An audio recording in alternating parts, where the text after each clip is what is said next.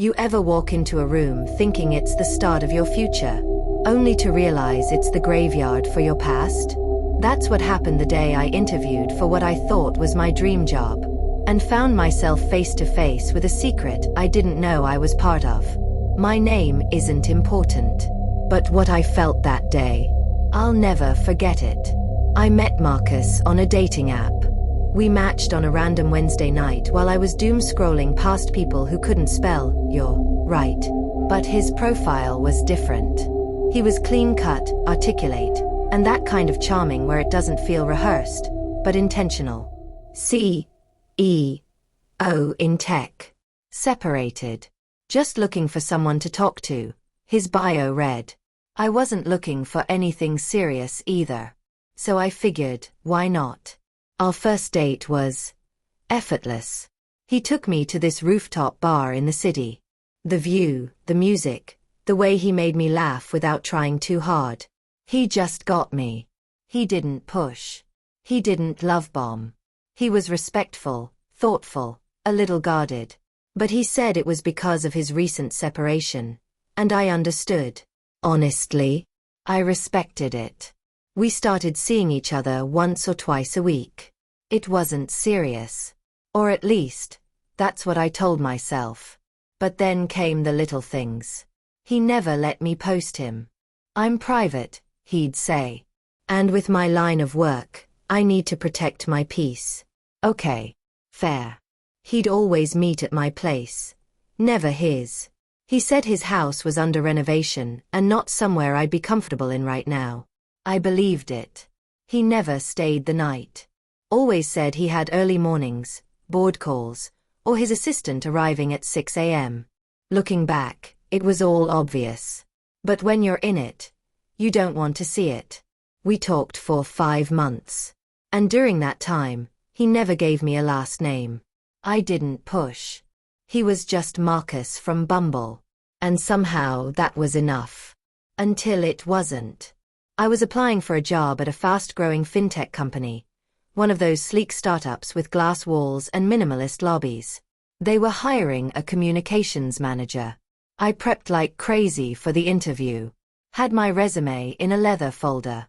Wore my favorite cream blouse, heels that didn't hurt too much, and confidence I hadn't felt in months. I walked into the office, greeted the receptionist, and was led to the boardroom. Your interview will be with the CEO, she said. I smiled. Perfect. But nothing could have prepared me for what came next. The door opened. And Marcus walked in. Same beard. Same voice. Same man who kissed my forehead 2 weeks ago and told me, I'll always protect your heart. Only now, he was wearing a wedding band. And behind him walked in a woman. Tall. Confident. Graceful. She sat beside him, opened a tablet, and smiled professionally. Hi, I'm Tasha.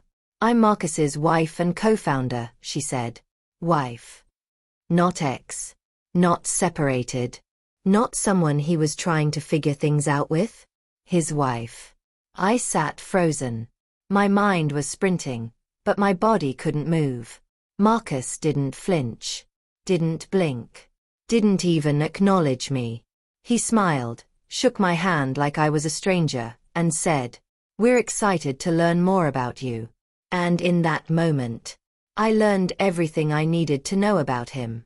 The interview went on for 23 minutes. I answered questions I barely heard. Tasha complimented my poise. Marcus nodded like we'd never shared anything intimate. I played the part, because walking out would have made me look unprofessional. But inside, I was unraveling. When it ended, I thanked them both. Smiled. Walked out slowly. I didn't cry until I got to the parking lot. And even then, it wasn't just sadness. It was rage. At him. At myself. At how easily he looked me in the eye and pretended I was nobody. I blocked his number that night. Deleted every message. Burned the sweater he left at my place after one of our non-dates. But even as I tried to forget, I couldn't stop thinking about one thing. Did she know? Did Tasha know who I was? Was she smiling because she truly didn't recognize me? Or was she smiling because she did? And then, last night, I got a LinkedIn message from Tosha. One line. I know everything. And I need to talk to you. Alone. When I saw her name pop up in my inbox, I felt a chill run through me. Tosha Morgan. Marcus's wife. The woman I unknowingly stood across from in that boardroom. Her message was simple. I know everything. And I need to talk to you. Alone. At first, I stared at the screen in silence. Then I reread it. Once, twice, 5 times. I wasn't sure what she meant. Did she want to confront me? Blame me? Or did she already know she was living with a man who had perfected the art of deception? I hesitated. But something in me, it wasn't curiosity, it was closure, pushed me to respond. I had no idea he was married. I didn't know his full name until that interview. I'm so sorry.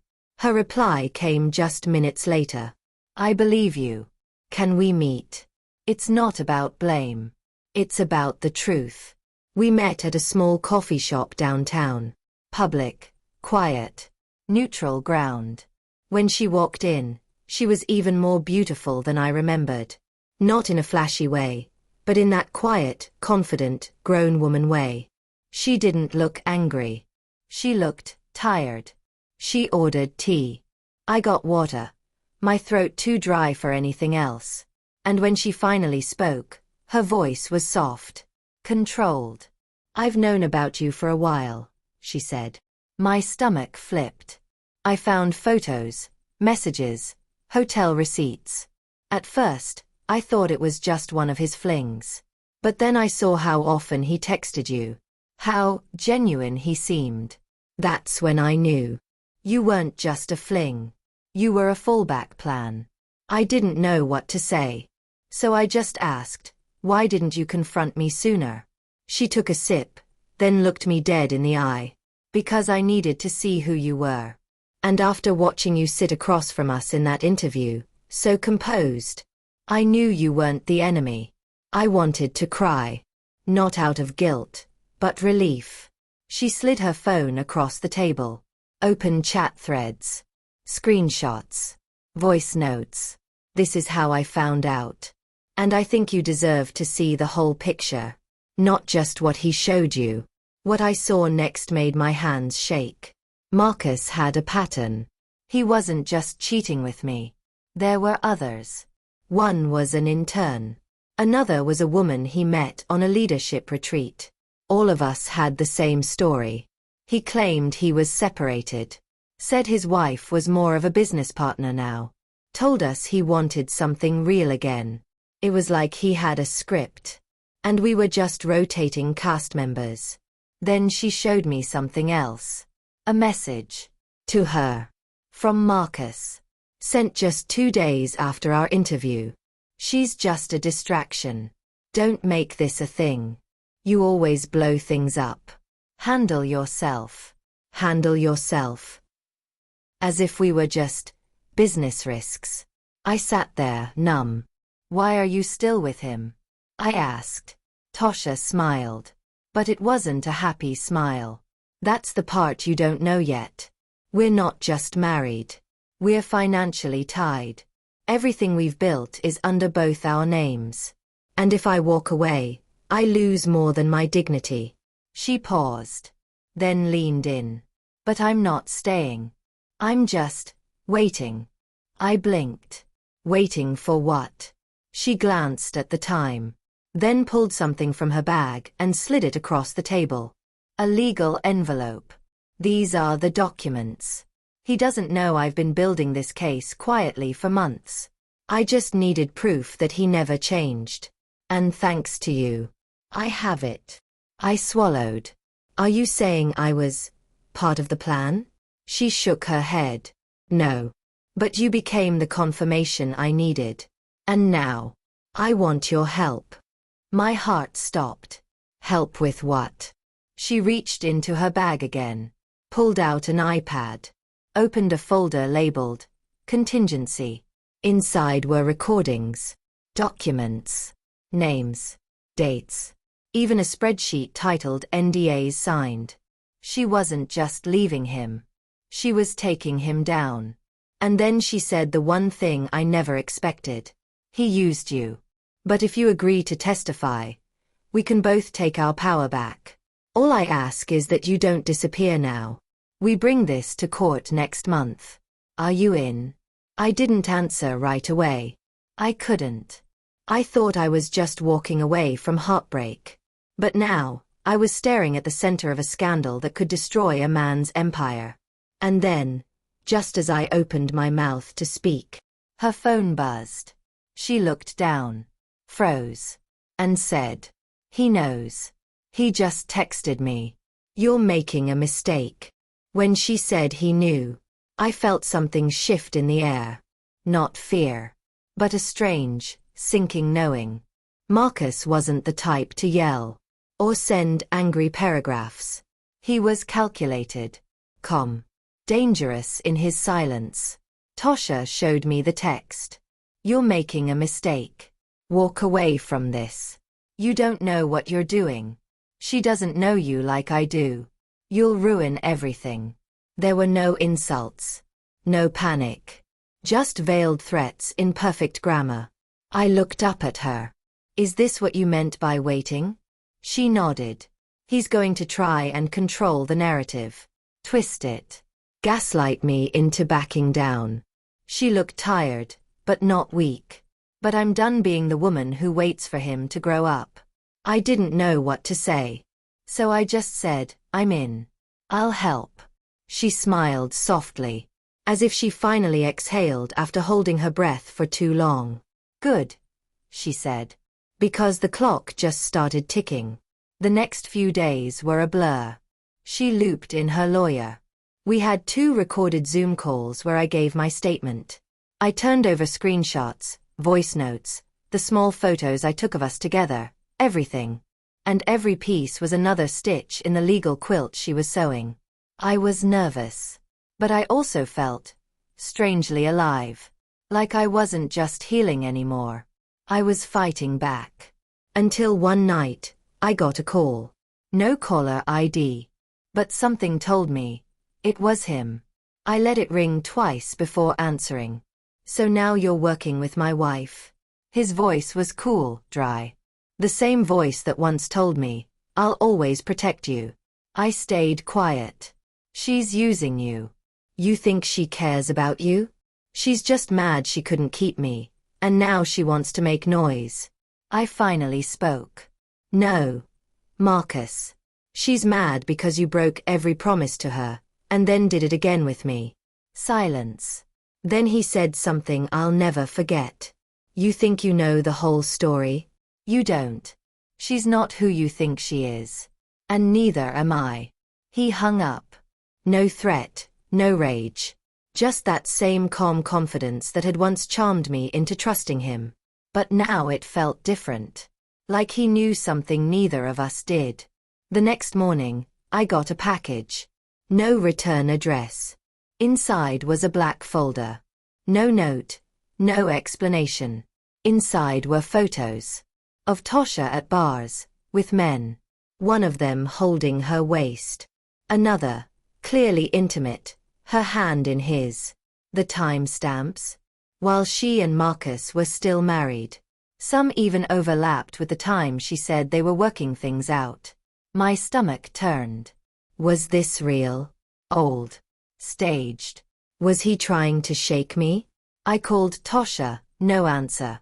I texted, "I got something from him, I think we need to talk." Still nothing.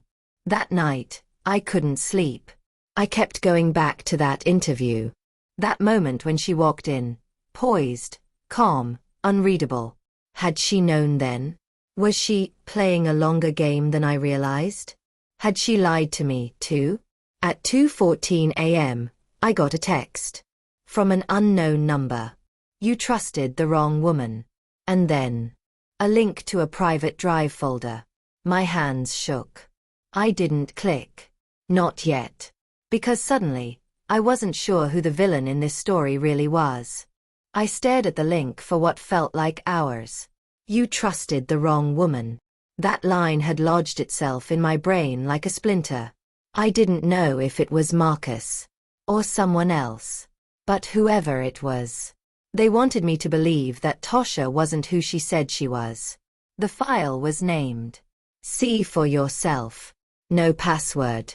No signature. Just a folder waiting to be opened, like a trap or a truth bomb. I clicked. Inside were video files. 6 of them. Each time-stamped over the last year. The first one? Security camera footage. Tosha, arguing with Marcus in what looked like their home office. She was pacing. He was seated. Her voice wasn't loud, but the tone was sharp. You knew about the others. I looked the other way. But now you're embarrassing me, she said. He didn't respond. Just stared at her. You think you're untouchable because of this company. But you forget, I helped build it. She walked closer. Don't push me, Marcus. You think I don't have dirt on you too? My chest tightened. Was this her trying to blackmail him? Or was she protecting herself? The next video was a voice memo. Tosha's voice. Calm. Confident. If you're hearing this, it means he's coming after me first. Don't trust his charm. That's how he pulls you in. He makes you feel like you're choosing to stay, when he's actually locking the door behind you. Another file. A screen recording. A folder of NDAs. Emails. Internal HR complaints. Sealed and ignored. There were other women. Employees. Vendors. Even a journalist he mentored. One document chilled me. A confidentiality agreement with a 6-figure payout, and a non-disclosure clause buried inside. It was signed. Not by Marcus. By Tosha. What was she hiding? Why would she sign off on hush money? The deeper I went, the messier it got. The last video? A phone recording. Recent. Tosha and another woman I didn't recognize. So you want to take him down now? The woman asked. Not just take him down, Tosha replied. I want him to lose what he values most, his control. I paused the video. For a moment, everything froze. This wasn't about love anymore. Or even betrayal. This was war. And I had been recruited, without fully understanding the battlefield. I texted Tosha. Still no response. I emailed her lawyer. No reply. I opened our old text thread and typed. Who are you really, Tosha? Because I don't know what game I've been pulled into anymore. I stared at the message. Deleted it. The next morning, I received an invitation. Not an email. Not a text. A courier. Hand-delivered. A white envelope with gold trim. Inside was a formal letterhead. Morgan Group Internal Affairs Hearing. You are requested to appear as a supporting witness for an internal board review regarding Marcus Morgan. Date. Redacted. Location. Confidential. Please bring all submitted materials and be prepared to testify under oath. No signature. No contact. No warning. I reread it 10 times. Why was I being called? Was this part of her plan? Or his? Was I walking into a courtroom? Or a trap? I checked my phone. Still no word from Tosha. Until, finally, my screen lit up. Blocked number. One text. Don't show up. They'll use you to bury everything. I never imagined myself on a witness list. Not for a courtroom. And definitely not in the middle of a corporate scandal. Born from a relationship I thought was casual at first. But there I was, walking into a private boardroom turned hearing chamber, clutching a folder of screenshots and lies. The building was sleek. Neutral tones. Everything glass, metal, and money. A board of 7. 2 attorneys. And Marcus Morgan sitting at the far end of the table. In a tailored grey suit, looking just as calm and charming as the night I met him on Bumble. Except now. He looked right through me. No nod. No recognition. No, hey, good to see you. Just cold detachment. Tasha wasn't in the room, which made my stomach twist. She was the one who brought me here. Where was she now? I sat. Tried to look composed. Professional. Like a woman who wasn't shaking in her heels. The lead investigator asked me to confirm my name. My relationship with Mr. Morgan. The timeline. How we met. What I knew. And when I knew it. I answered everything. Told them about the proposal to meet at my place only. The lies about being separated. The business trips that were actually family vacations. I kept it honest. Emotionally restrained. Fact over fury. I could feel Marcus watching me the whole time. But I never turned to look at him. Then came the questions I wasn't expecting. Did you ever receive payment from Mrs. Morgan? Were you ever promised a position in the company for your cooperation? Are you aware of any other witnesses who may have been influenced? My mouth went dry. No, I said. She didn't promise me anything. I volunteered my truth. But I saw it. The shift in the room. The angle they were taking. This wasn't just about Marcus. It was about Tasha too. And that's when she walked in. Late. Deliberately. Wearing all white. Hair slicked back. No makeup. Just poise. She didn't acknowledge me. Not even a glance. She walked past me, sat across from her husband, and folded her hands. Let's begin, she said. Turns out, this wasn't a hearing to remove Marcus from power. It was a battle between both of them. She had filed a motion to have him removed from co-ownership. He filed a counterclaim to prove she had violated multiple board protocols by manipulating witnesses, including me. Suddenly, I wasn't the brave truth-teller anymore. I was a pawn. A witness weaponized by both sides. And the worst part? I still didn't know who I could trust. The lead chair looked at me. Miss, are you willing to testify in open session, under oath, for both parties present? I hesitated. For a split second, I caught Tasha's eyes. There was no plea. No soft encouragement. Just a stare. Cold. Steady. Like she was saying, you're either useful to me, or disposable. Then I turned. Looked at Marcus. Still calm. Still unreadable. I closed my folder. Swallowed my fear. And said, I'll testify, but not for either of them. I'm here to speak the truth. If it burns you both, so be it. The room fell silent. I told everything. Not just about him, but about the folder she gave me. The messages. The plan. The recordings. Tasha's face didn't change. But Marcus. He shifted. Just slightly. His jaw clenched. And then. He smiled. May I speak? He said to the board. The lead investigator nodded. Marcus leaned forward. Since we're being honest, I'd like to introduce one final exhibit. It's a document Mrs. Morgan signed 6 years ago, when she agreed to all of this. He slid a thick envelope across the table. This wasn't betrayal. It was a contract. She knew what I was doing. She helped me. Tasha flinched for the first time. That's not true, she said quickly. Her voice sharp. Defensive. He tapped the envelope. Let the board decide. And just like that, the tables turned again. They asked me to step outside. Deliberations were confidential. I left the room feeling hollow. Everything I thought I knew had unraveled, again. And now I was caught between a narcissist and a woman who may have built the very empire she swore to destroy. As I sat in the hallway, my phone buzzed. A text. No name. Just, you were never meant to testify. You were meant to disappear. I sat outside that boardroom with my heart pounding in my ears. You were never meant to testify. You were meant to disappear. That message repeated over and over in my head, like a haunting echo I couldn't shut off.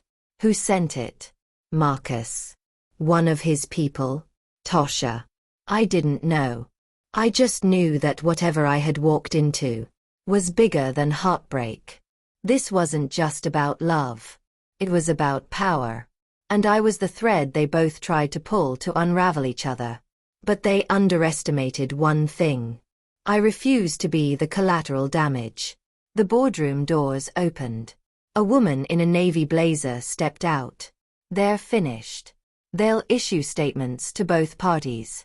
You're dismissed. Dismissed. Just like that. Months of confusion, manipulation, seduction, lies. And I was dismissed.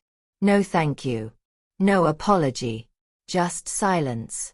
I walked out of the building, still clutching the folder I'd once believed was the key to justice. But now it just felt heavy. Like proof of how naive I had been. 3 days later, a press release hit the media. Co-founders of Morgan Group stepped down amid internal misconduct investigation. No names. No blame. They walked away. Together. Clean. And I was left with a story no one would ever fully believe. Because no matter how many screenshots you show, people will always choose the version that fits their narrative. But I knew the truth. I lived it. I loved a man who never introduced me to his world, because he already had one. And I trusted a woman who said she needed help escaping, but was actually trying to bury me beneath the debris of their downfall. I went quiet for a while. Deleted the dating apps. Blocked the numbers. Cut my hair, because sometimes, that's how you reclaim a version of yourself no one else touched. I got a new job. Different company.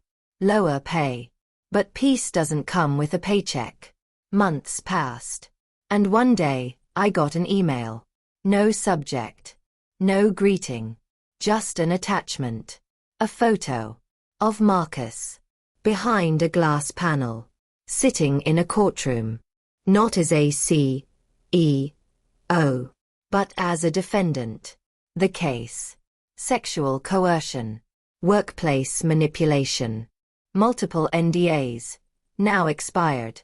It wasn't over. Tosha had built her escape plan. But she also left the door open for others to finish what she couldn't. I don't know who sent me that photo. And maybe I don't need to. Because sometimes, justice isn't loud. Sometimes, it arrives like a whisper. Just enough to remind you. You weren't crazy. You weren't the fool. You were just too honest in a world built on lies. This was never just a love story. It was a warning. Never fall for potential in someone who hides their reality. Never confuse charm for character. And never let yourself become the middle of someone else's mess. I'm healing now. Not because I won. But because I walked away. And that was my victory.